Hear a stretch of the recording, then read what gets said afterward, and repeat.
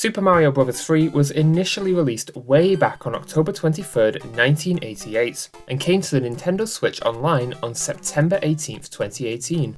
That's a long time ago, and you're probably wondering why we're choosing to review this game this week. Well, in our Celeste review, we claimed that Celeste was the single greatest platformer ever made, and someone left a comment saying that Super Mario Bros. 3 is better, so we decided to add it to our review schedule. If you have a game you'd like us to take a look at from Game Pass, PS Plus, or Nintendo Switch Online, leave us a comment and let us know, and to make sure you don't miss anything, subscribe. Before we jump in, it should be noted that before this I'd never actually played Mario Bros. 3 the whole way through. It was a little before my time.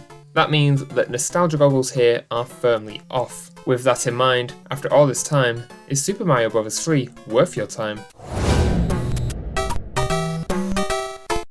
After over 30 years, Mario is still running circles around other platformers. Mario controls like a dream in this game, but it should be noted that this game was designed with a D-pad in mind, and playing with the joystick may be harder.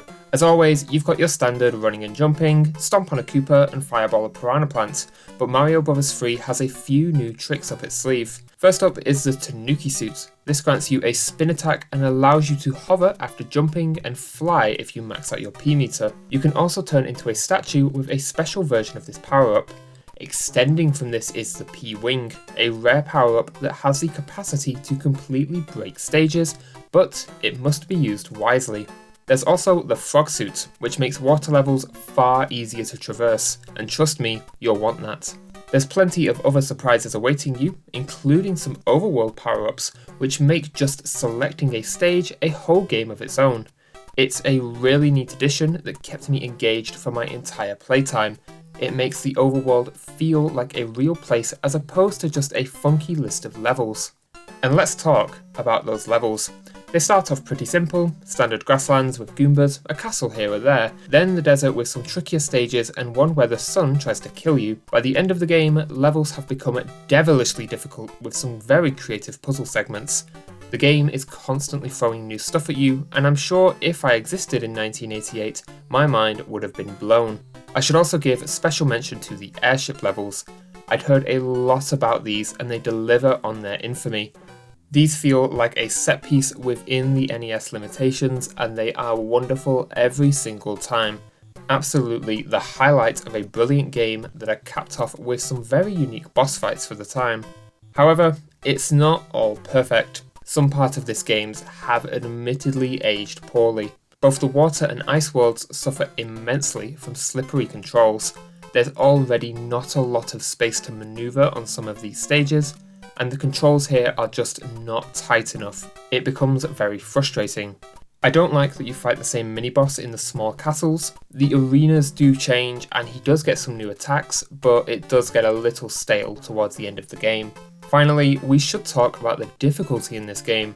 Mario Bros. 3 can get pretty tough, especially towards the end. The game was designed to be played through in one go. You couldn't save on the NES. Fortunately, on Switch, you can use suspend points to save, and I absolutely recommend you do this. If you run out of lives, you get sent back to the start of the world with 5 more, and whilst playing through this game, I tried to keep this difficulty in mind. The conclusion I came to was that you 90s kids were just built differently. What the hell? This game is just plain evil sometimes, and the thought of going through the whole thing in one go just sends shivers down my spine. I am aware of the warp whistles, but I didn't find any naturally during my playthrough. This is a tough game and requires a lot of practice to proceed. You will die, and you will die a lot. That's just how games were designed back then, but it doesn't make it any less frustrating now. My advice is to make sure you're making use of suspend points. This game has some amazing levels and it would suck to miss out on them due to the difficulty in some parts. All in all, Super Mario Bros. 3 holds up. It is wildly fun and insanely creative. Just when you think you've seen it all, something new and more amazing is thrown at you.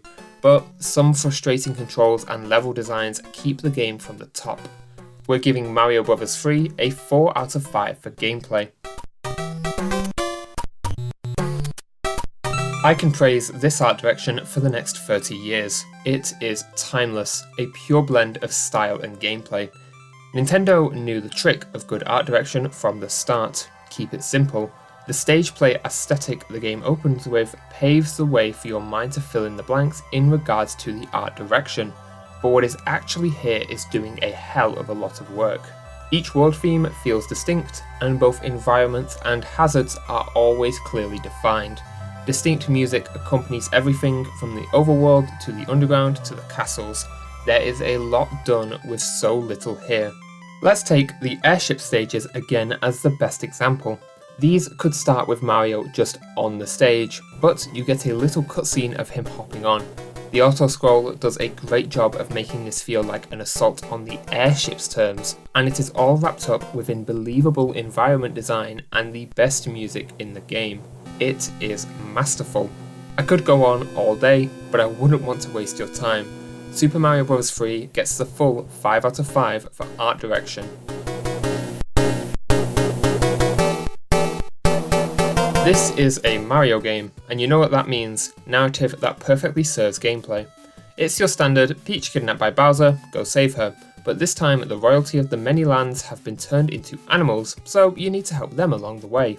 It's not massively complicated, but it gets the player motivated and gets the gameplay in motion. This is a short and sweet 3 out of 5 for a serviceable narrative.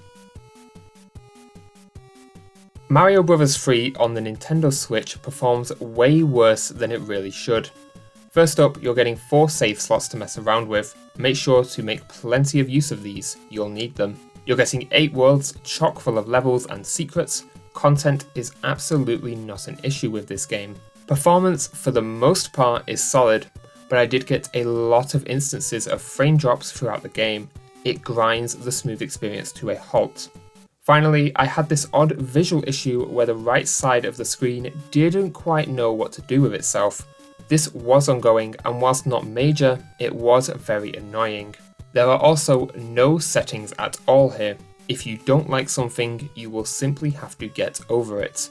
Mario Bros. 3 is a solid content offering brought down by some weird issues on Switch and the fact that it is a product of its time. We're giving it a 3 out of 5 in the technical department.